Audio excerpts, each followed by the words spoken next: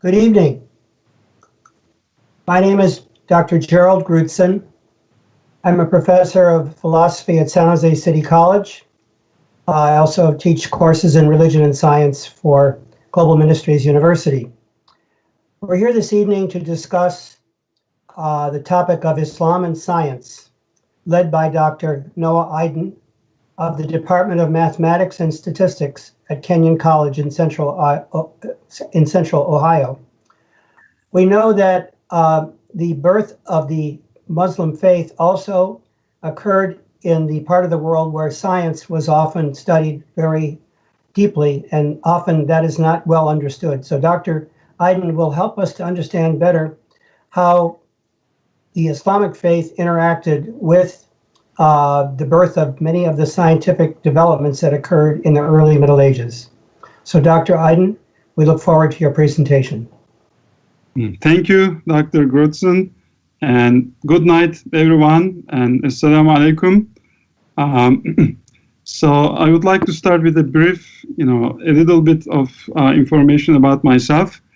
3 versions of my name. I hope you are able to see it on the screen.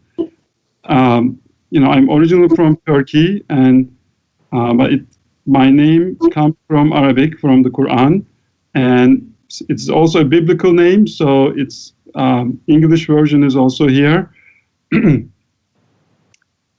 And I'm originally from Turkey, as I said, but I've been living in Ohio for 25 years. And I came to Ohio State for graduate school, and I got my PhD in mathematics. And my primary area of research is algebraic coding theory. I also received a master's degree in computer science from Ohio State. So at Kenyon, I teach a wide range of mathematics courses as well as computer programming courses. And the reason I'm talking about this is a bit actually surprising and kind of unexpected, because I did not have any training in history of mathematics or science, and I was not even but it started, by teaching a course on history of mathematics in the Islamic world, but it wasn't my plan, actually. A colleague of mine suggested that I should teach such a course, and at the time I said, oh, that's a great idea, but I don't know anything about it, and I learned everything from scratch on this subject. And what I learned was really fascinating and also disturbing. And it led me for me to learn more about it. And even, it also compelled me to do academic research in this field.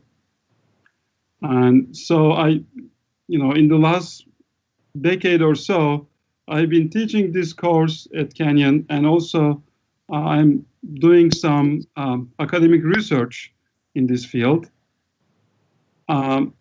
So when my friend suggested the idea, of lectures on Islam and science, I thought, there is so much material to talk about, it wouldn't be possible, to talk about everything in one session. So I thought we could offer a series of lectures on this topic. And for the first one, we are going to start with some foundational questions, such as, is there any conflict between Islamic faith and science? Does Islam encourage scientific inquiry? If so, how? And what are some basic premises and assumptions for undertaking scientific activities in any context? So today, these are the questions that we are going to be, looking at, and we are going to look at them in the reverse order here. So what are some basic assumptions of science? Whether a scientist is explicitly thinking about them or not, if you think about it, so we can see that there are really some basic assumptions that every scientist is really making before undertaking any scientific activity. So, for example, we assume that universe or natural world is comprehensible, and the truth about universe are discoverable, right? Otherwise, it wouldn't make sense to undertake scientific activities. And also, we are assuming that, we intuitively know that our mind is capable of understanding the truth about the natural world. And we also assume that natural laws are universal. They don't change from day to day, from one place to another, right? So we assume that they are universal. And we assume that doing science is a valuable activity. There can be many different reasons for it, but at the end of the day, we assume that it is a useful thing to do. And we assume that observations are important in acquiring knowledge about the natural world and universe. And scientists would agree that mathematics is important understanding the universe. So these are some basic assumptions and premises, behind the scientific activities, right? And this is definitely, I think we can agree that these are the premises behind modern science. So, and of course, these sentiments are stated by some of the most famous scientists, like Einstein here. He said the most incomprehensible thing about the universe is that it is comprehensible, right? And so Eugene Wigner famously, this is the title of a paper he wrote, The Unreasonable Effectiveness of Mathematics in the Natural Sciences.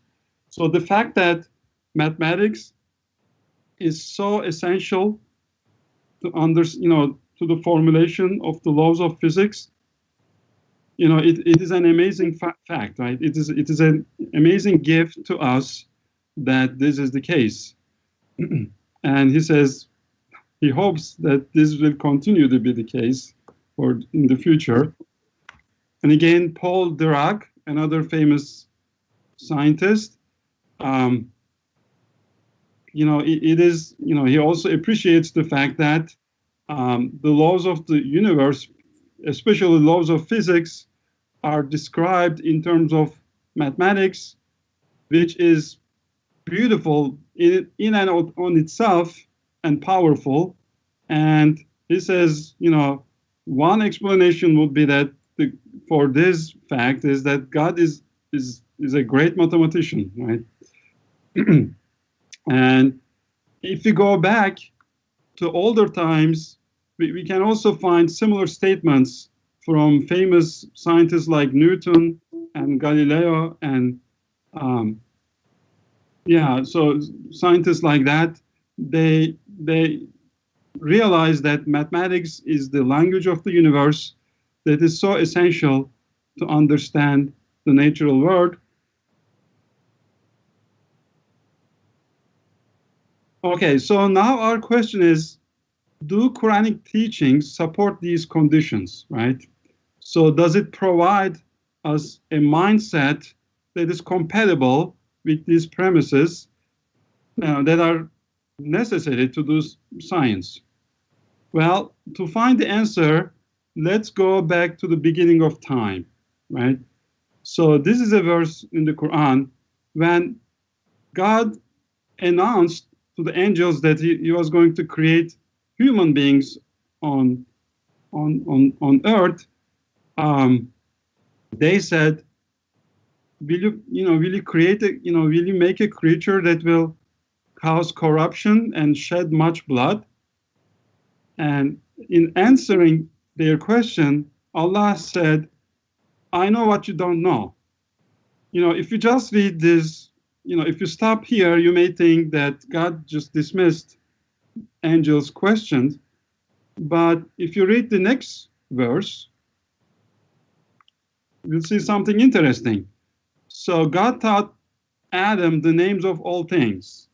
And then he placed them before the angels saying, inform me of the names of these if you are truthful. So here, God is giving a reason for why he's creating human beings. So this human being, Adam, is an intellectual creature. He is able to learn, you see. So from this verse, it is apparent that the ability to learn is a distinguishing feature of human beings. And of course, with knowledge comes responsibility as well. So we see that the ability to learn is a fundamental distinguishing feature of our species. So we are able to learn. And if you look at the verse, entire Quran, we'll see that there is a great emphasis in the Quran, in the entire Quran, for us to reason and to learn and to use our intellect in the right way. So the very first, it's well known that the very first verse that was revealed in the Quran was read, right? So here are the first 5 verses. It's about reading and learning and teaching and learning, you see. Read, your Lord is the most generous, who taught by the pen, taught man that which he knew not, you see. Those very first verses are talking about teaching and learning. And so just a few examples in the Quran of many verses that have, that encourage us to learn and reason. Are those who know equal to those who do not know? Only the people of understanding are mindful. And here is a prayer, a verse that is a prayer for us. My Lord, increase me in knowledge. And whoever is given knowledge is indeed given much good. None will grasp the message except for people of reason. Okay, so more examples. Thus do we explain the signs for a people who use reason. Now here, I would like to underline this Arabic word ayat, which is the plural of the word ayah, which means verse, or plural verses. See, it is interesting to notice that this word is used to refer to the verses of the Quran as well as the verses in the universe, the signs, Allah's signs in the universe. It is the very same word. And in fact, in Arabic, the word ayat or ayah, singular, or ayat plural means the signs, cues, proofs, evidence, marvel, wonder, masterpiece, and miracle. So this word ayah or ayat is also used in the sense of miracle. Okay, so this is really an interesting point. There is really, so we are, this means, we are supposed to read and think about the verses of the Quran as well as the signs of Allah in the universe. There is really no distinction between them. So therefore, so it immediately follows that it just doesn't make any sense that there will be a conflict between the two, because the two books, the book of the universe and the divine revelation, they were both written by the same author. The author is the same, so there cannot be a conflict between the two. So, and again, when we look at the Quran, we see many phrases like لَعَلَّكُمْ تَعْقِلُونَ, won't you reason? أَفَلَمْ تَكُونُوا تَعْقِلُونَ, أَفَلَمْ يَعْقِلُونَ قَلِيلًا مَا تَذَكِّرُونَ, how little do you reflect? Will you not your intellect, your mind, will you not reason? There are so many verses like this. And in fact, so the Quran, in inviting us to think and to reason, condemns and criticizes the behavior of blindly following the forefathers. So here is a story of Abraham. So this 5 verses from chapter 26, when he asked his father and his people, what are you worshiping? When they said, we worship idols, and he said, do they hear you when you, call them? Can they benefit you or harm you? They said, no, but we just found our forefathers doing thus. And then Abraham said, are you, do you really think about what you are doing?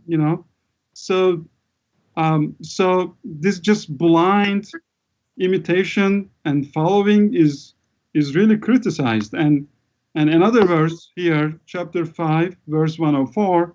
So will you just follow blindly your forefathers, even if they are misguided and what they do doesn't make sense?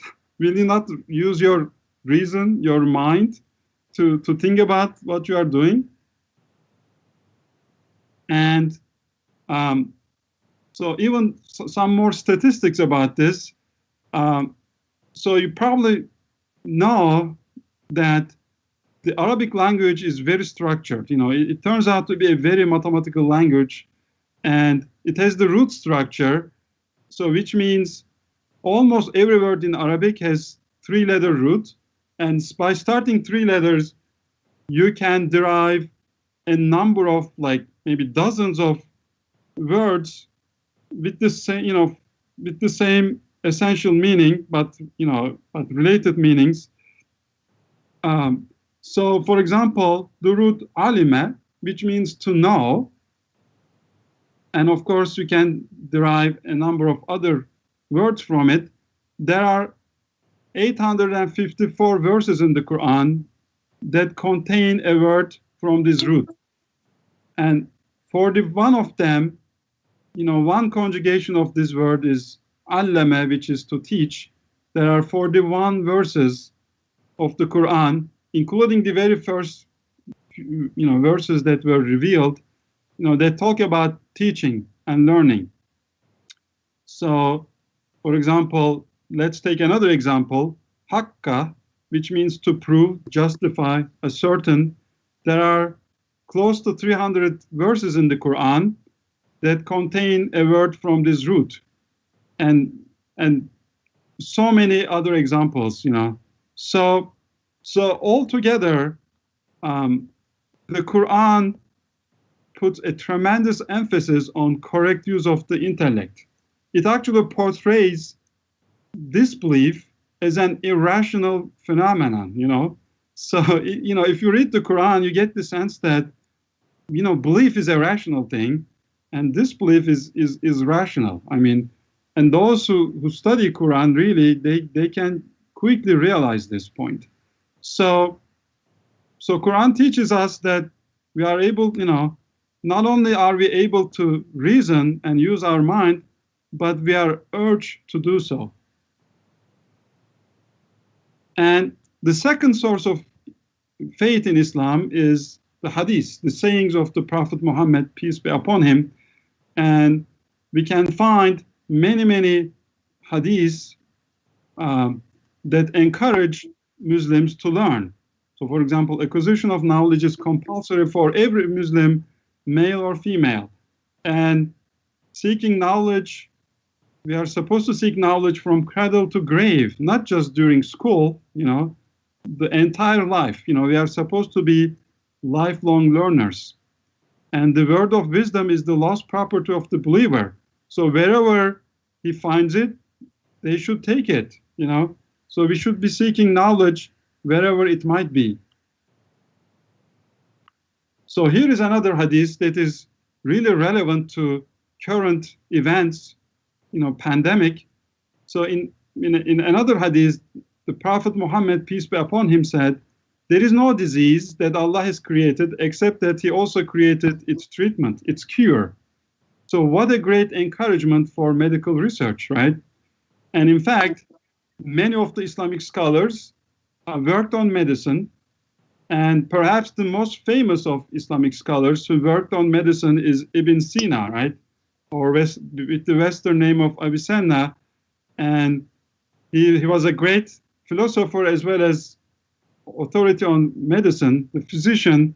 And his book on of Canon of Medicine was a standard medical book in universities in Europe as late as until like 17th century.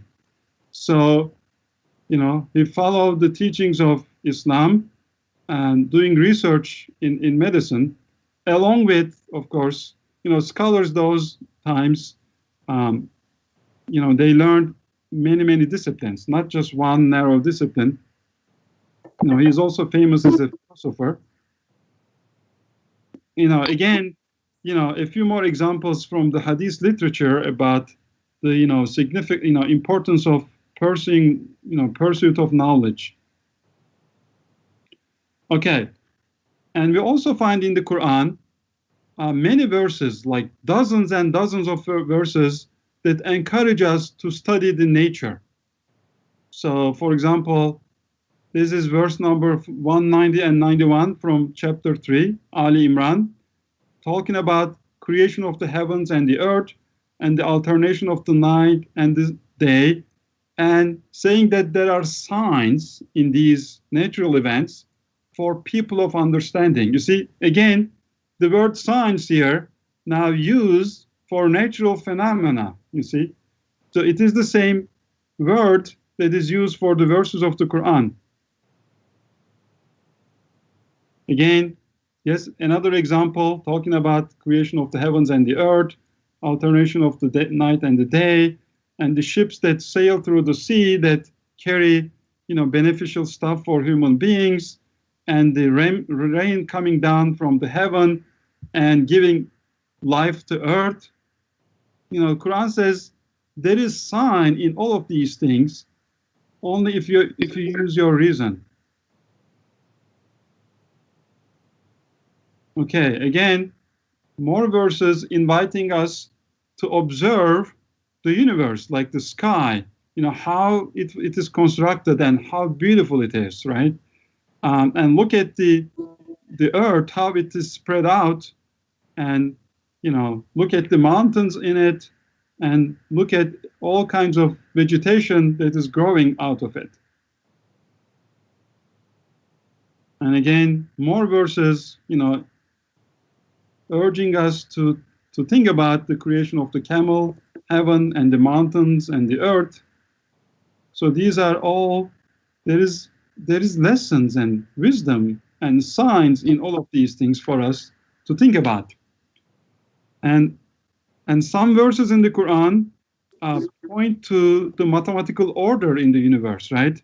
So for example, 3 verses from chapter 55, I believe this is Surah Rahman.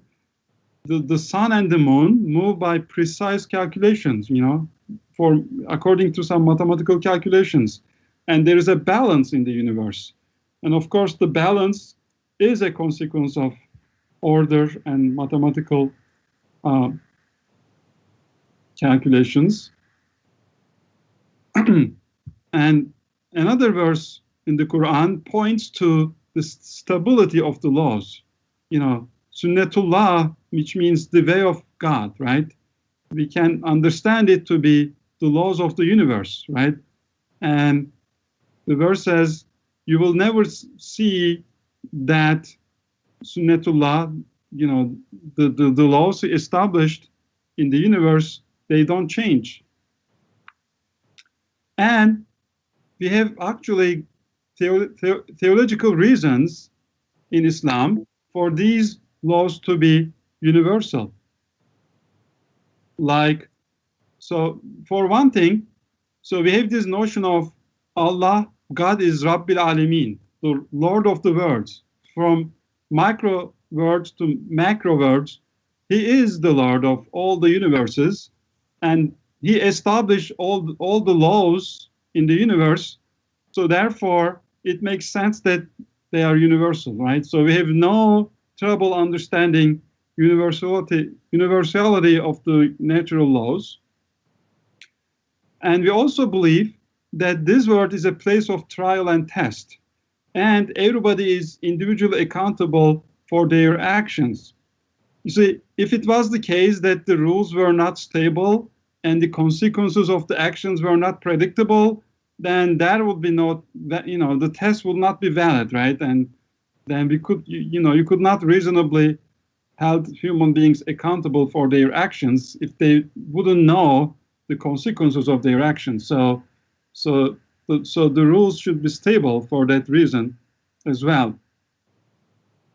And, in some philosophies and theological thoughts, the physical matter is evil. There are such teachings. However, that is not so in Islam. Allah says He created heavens and the earth in truth. So indeed, that is a sign for the believers. So physical universe is not something evil. On the contrary, it is really, it has a purpose, which is to manifest. It is a manifestation of many divine names of Allah that we call beautiful names of Allah, Asma'ul Husna, right? So many of those names manifest themselves through physical world. So it is not anything evil at all. So the universe is real, natural phenomena is real, and we are strongly encouraged to investigate and understand them. And again, the verses in the Quran that talk about importance of observation, right? So how many signs within the heavens and the earth do they pass, but turning away from them, right? So this is criticizing not paying attention to those signs and thinking about them. So another verse, chapter 29, verse 20, encourages us to travel through the earth and see how creation began, right? And as we already mentioned, so we see that there is mathematical, order and calculation in the universe, and there are several verses in the Quran that point to that fact. So altogether, we see that there is really strong motivation from the Quran to undertake scientific activity, and notice that it is not just for practical benefits, so the common sense is that it is really for the sake of doing pure science, not, so, a lot of people, get an education for like, worldly purposes, right? To get a career and to make money and so forth. However, appreciation of God's work through universe is a higher goal for scientific activity. So that is really an endorsement for pure science, which I really appreciate, as a theoretical mathematician. And in fact, we see great Islamic scholars like Al-Biruni. He said, the reason I do science is this verse, 191 that we already looked at earlier from Surah Ali Imran, right? That is the reason he says he's doing science. And another great Islamic scholar, Ibn al-Haytham, we'll talk about him in subsequent lectures. He says his sole goal, purpose in life is to seek knowledge and truth. And that's because he didn't think that there's a better way to get closer to God than acquiring knowledge, through, by studying his works in the universe. And a more recent example, Abdus Salam, a Nobel Physics laureate from a Muslim from Pakistan, he says, as a scientist, Quran speaks to me by emphasizing reflection on the laws of nature, with examples from cosmology, physics, biology, and medicine. And again, we can also look at these verses that we talked about as encouraging, some specific scientific disciplines like astronomy. This verse we already looked at. it is clearly encouraging astronomical, research in astronomy. This verse from chapter 30, verse 9, just go travel through the earth and observe what happened to previous nations. This is like archaeology, and verses that draw our attention to mountains and the earth. So this is endorsement for geology, and the verse that urges us to think about the beginning of the creation. This may point, we can understand this to be pointing to the science of paleontology, the fossil science. And and then other verses, we can interpret them as pointing to botany, zoology, and embryology, right? So there are some remarkable verses in the Quran, and we are going to talk about this more next time, that talk about the development of embryology, which are really remarkable, and we'll talk about it next time. So far, all of these encouragements are like at the philosophical level, right? Do we see more practical urge from Islam or from Quran to do science? It turns out that yes, Islam also brought some practical problems for the Muslim community that required new science and new mathematics. And they were brand new problems that earlier civilization didn't face. One is the daily prayer times.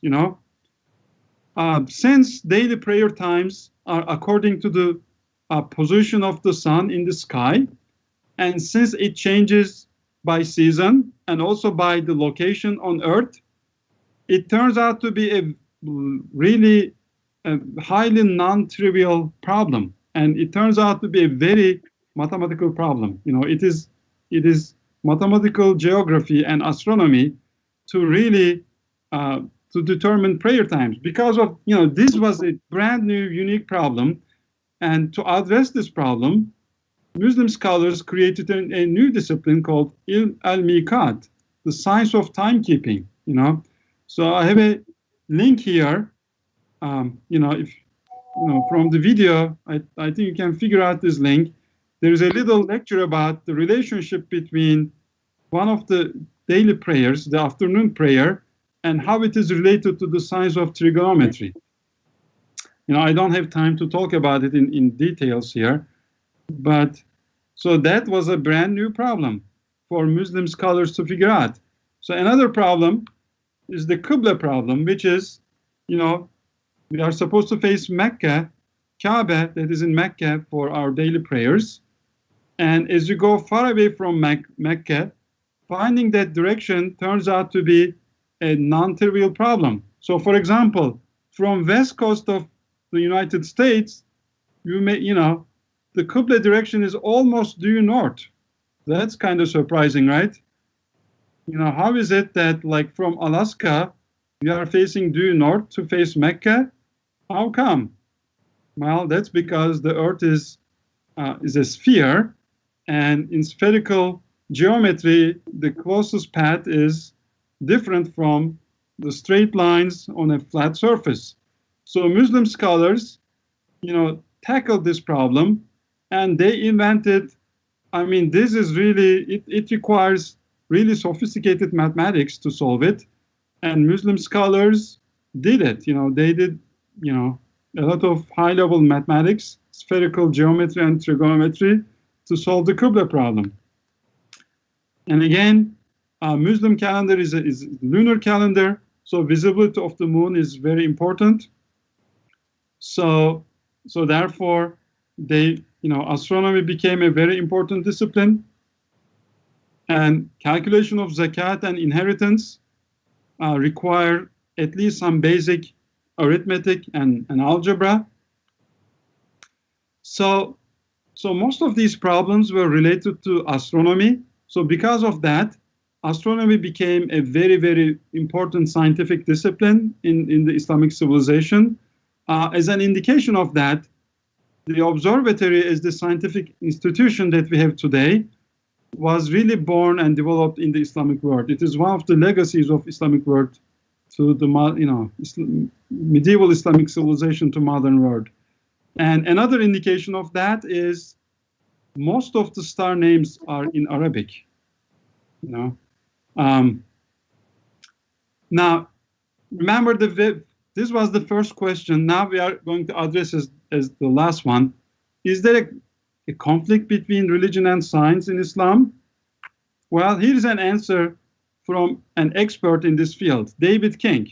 He's a Western researcher, not a Muslim, who is the author of these two huge volumes, 2 volumes, each around 1,000 pages. This is basically about astronomy in the Islamic civilization. So David King says, the material presented here makes nonsense of the popular modern notion that religion inevitably impedes scientific progress. For in this case, that is in the case of Islamic world, it actually inspired, the religion inspired the science for centuries, So if you actually look at what actually happened, you come to the opposite conclusion. And another evidence against this modern popular notion is that many Muslim scholars were authorities on both religion and scientific disciplines. So a few examples here. Nasr al-Din al-Tusi. He was a polymath who was proficient in many scientific disciplines, but he was also, and by the way, we'll talk about his work and how it was influential on Copernicus. But at the same time, he was a religious authority, and to some people, he was primarily a religious authority, but from the point of view of history of science, he was the first-class scientist of his time. Ibn al-Nafis, he is actually famous for being the first to describe the pulmonary circulation of the blood, which is often attributed to William Harvey, who came like 3 centuries after him. So, he did important research in medicine, but he was also an authority on religion. So Ibn al-Shatir, he was a muwakkit timekeeper in Umayyad Mosque in Damascus. But at the same time, he did cutting-edge research in astronomy, and his work in astronomy was directly used by Copernicus. And we are going to talk about that again in a subsequent lecture. And he also constructed many scientific instruments related to timekeeping. So, as a conclusion, it is clear that there is a very strong basis and support in the Quran for scientific activity, and it is both at the philosophical level and as well as practical levels, you see. And the purpose of science is not just for, material gains. It really bothers me sometimes that for some people, the only justification for education is like making money and having a career and things like that. But, Quran tells us that there is a higher goal to do science, which is to understand your creator through his creation, So the pure science is really a higher motivation, at least hopefully for some of the people, Now, was this enough to actually motivate Muslim people to undertake scientific activities? Again, we'll talk more about this in subsequent lectures, but this is my last slide. The answer is yes. This environment created many great scientists. And here's a quote from one of those scientists, Ibn al-Haytham, which shows his mindset, his mindset into scientific inquiry and investigation. He says, if your goal is to find truth, of course, which it should be for any scientist, then you must submit to the argument and demonstration, not to the sayings of famous people. No matter how reputable and famous they might be, you must question everything that you read. You see, what a critical mind to to take to take on scientific inquiry. And as a result of his mindset, he made some profound contributions to the development of modern science, which is unfortunately not sufficiently appreciated in modern times. But this was his mindset and his approach to scientific activities. And he is one of many, many great Islamic scholars from the medieval Islamic civilization. Okay, so I will end by announcing the topic for the next program, which is, does the Quran contain any scientific facts? If so, how? And is it a miracle of the Quran? So that will be the topic for next time. So I hope we have some time for questions and answers. Thank you. One question is, we know that the scientific developments that occurred in the Arabic civilization, for the most part, began in the Abbasid Caliphate. Can you comment on the importance of what we call the Bait al-Hikmah, or the House of Wisdom, which developed in that period in what today would be Iraq, in Baghdad, and how that influenced the development of science? Yes. So the House of Wisdom, we can think of it as like a research center, and so, it turns out that actually, so it was created during Abbasid times, but the researchers found evidence that there was actually a further background to start of those activities in Baghdad. So there is evidence that Muslim community started, learning about sciences from other civilizations even earlier, even in Umayyad times. So what happened is that, as always, science, progresses by first learning what has been done up to that point.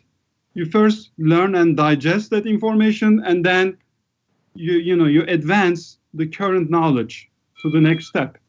So then, based on all of these Quranic teachings, as well as some, practical needs, the Islamic Muslim society really wanted to learn the highest levels of science.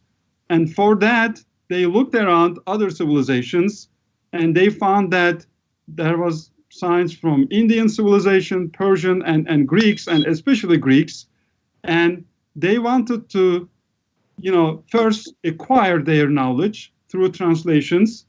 So Abbasid caliphs, Harun Rashid and Ma'mun, his son al-Ma'mun, created this research center, which was, and they gathered some of the best translators and scientists of the time to collect together all the wisdoms. You see, by following the teachings of the Prophet Muhammad, they sought, knowledge and wisdom everywhere, faraway places, and they brought it to the capital of Abbasid, state, Baghdad, and they gathered everything there, and they translated everything there. So they made Baghdad the center of research and scholarship. So just similar to important research centers in modern times, that was funded by the research. You can think of it as a big research center funded by the state, and it contributed to immensely to the flourishing of scientific activities And some of the most important scientific works were done in that House of Wisdom, such as the first algebra book in history by Al-Khawarizmi, Kitab al-Jabr wal-Muqabala, was written for Caliph al-Ma'mun in the House of Wisdom. Okay, thank you. A related question to that is, was there any interfaith dimension to this period? In other words, we know in this period of the Arabic world, there were people of other faith traditions living in that part of the world. Absolutely.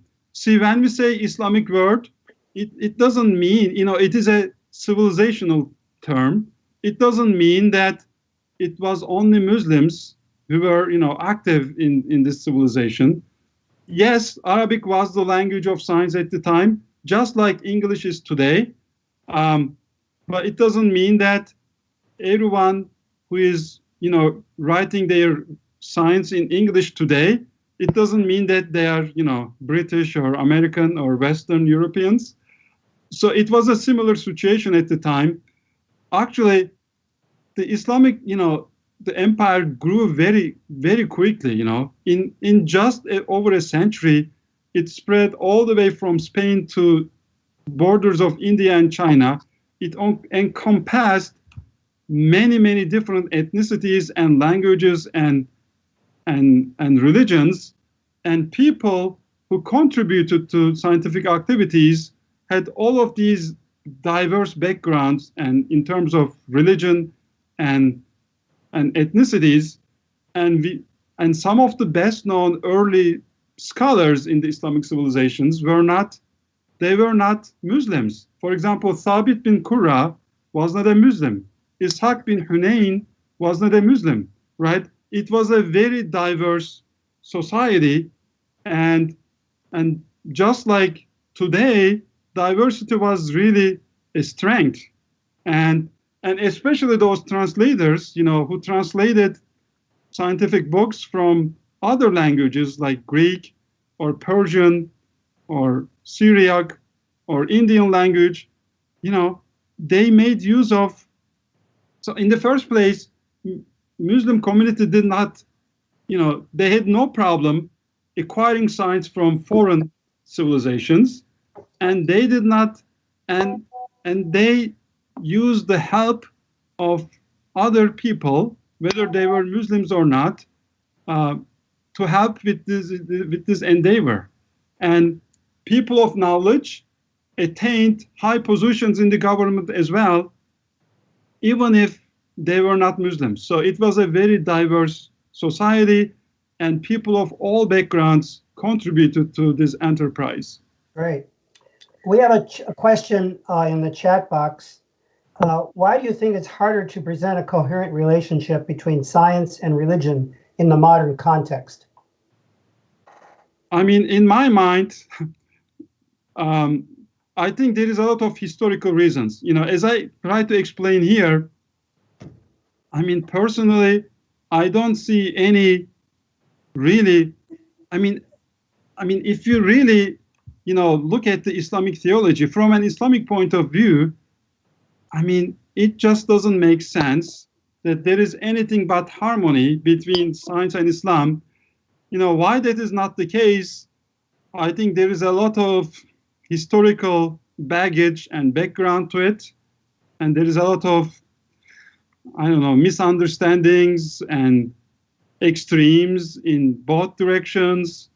I think there is a lot of things attached to science and religion. There are things that are attached to both religion and science that are not necessarily in the core of either.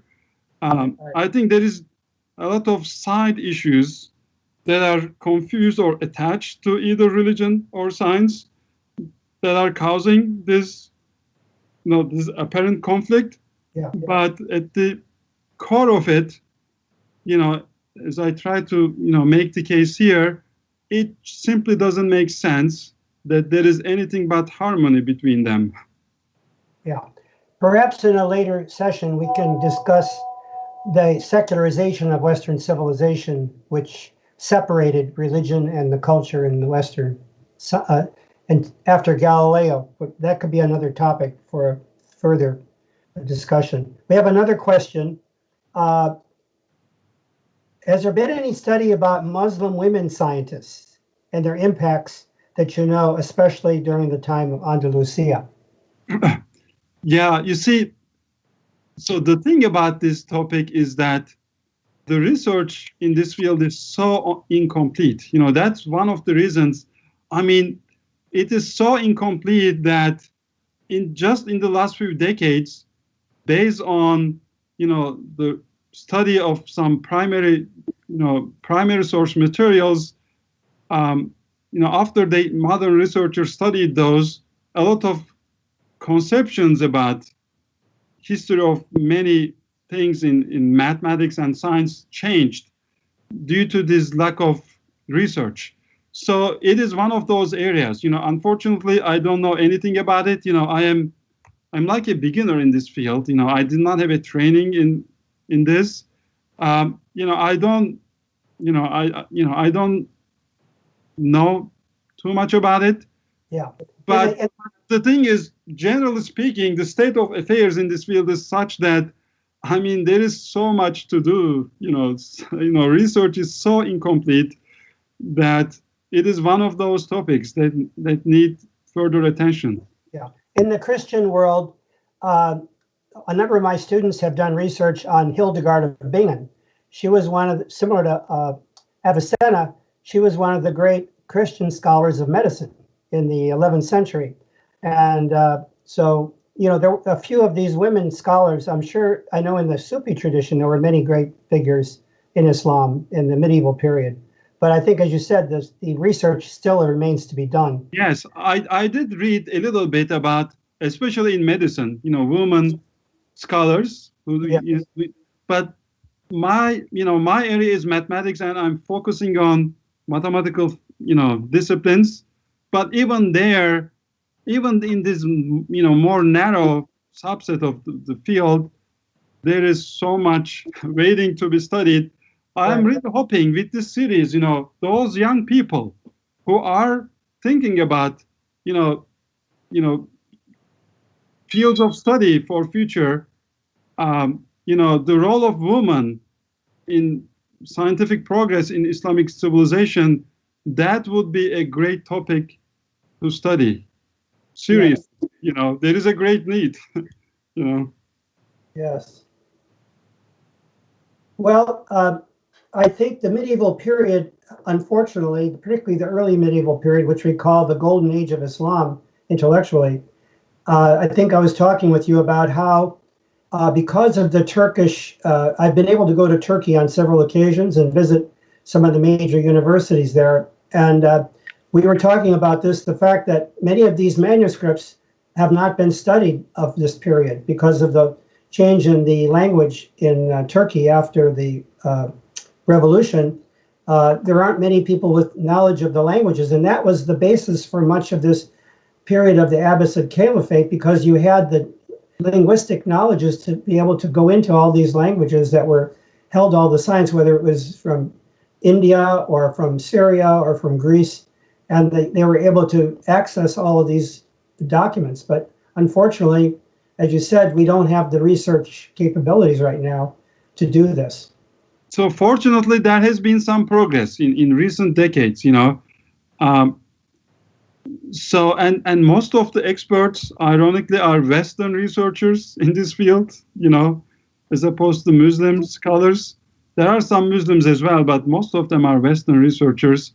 And there is a wealth of materials, original manuscripts that are waiting to be studied. Right.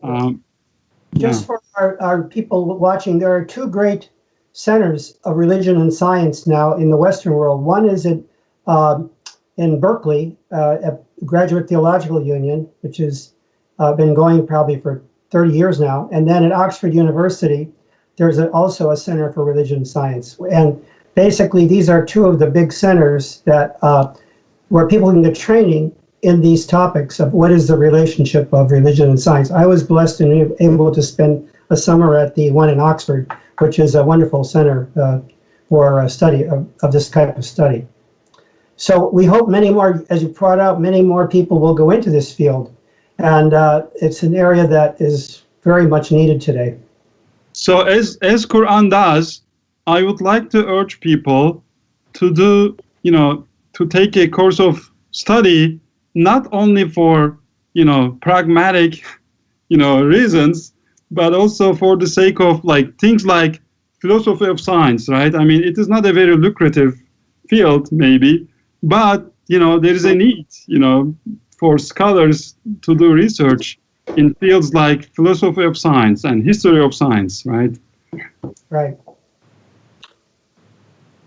Okay. I think we're coming to the end of our time here. And I want to thank you for all the work you put into this. It's an amazing amount of work to go through this. And we look forward to your presentation next week. So the topic, as you have in front of us, does the Quran contain scientific facts? Is it one of the miracles of the Quran? So we'll look forward to your presentation next Wednesday. Just remember, everybody that's watching or listening, this is a series of programs that will run over 5 weeks. This is the first in the series. They will be recorded on YouTube at the Salam Center. So you can access it if you can't make all of them. You can go back and listen to the ones and watch the ones that you weren't able to attend. So it's a wonderful opportunity. There are not many places in the world that are doing this kind of work, and I'm so happy to be part of it. Do you have any final thoughts, Dr. Aydin? Well, I hope, this will be beneficial and interesting to the audience. And if you have any comments or suggestions for me, please don't hesitate to contact me. You can easily find me, my webpage and email, and you can give me feedback directly as well. So I would appreciate that. We also are planning to develop a course using Dr. Aydin's material at globalministriesuniversity.org, so that those of you who want to go in depth and study this material and perhaps even have access to Dr. Aydin if you wanted to get credit and be a research, as he said, we need more people to go into this field. So this can be an introduction to the field if you wanted to pursue this. So we hope that many people will want to look into this further. So again, thank you, Dr. Aydin. Thank you for the Salam Islamic Center for sponsoring it. And we look forward to seeing everybody next week. Okay, thank you and good night.